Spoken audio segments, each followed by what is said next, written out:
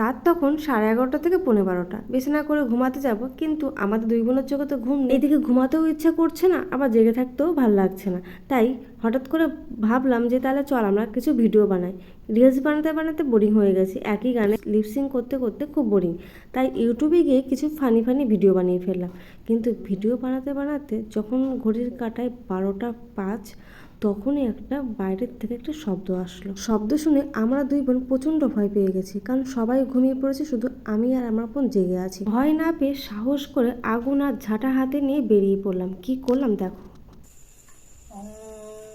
এখন বাজে রাত 12টা বাজতে কিছুক্ষণ বাকি আছে, আর 14 মিনিট। আজ মঙ্গলবারের রাত্রে এখন আমরা ভূত তাড়াচ্ছি, ওই জন্য এই ধোঁয়াটা টানিয়েছি। ভূত তাড়ানোর জন্য দুজনে ভূত তাড়াচ্ছি। কোনো ভূত যদি ভিডিওটা দেখে থাকো তাহলে তো এখনই গেছো। রাত্রির বেলায় তো দেখবে। দেখো দেখো এখনই যাবে।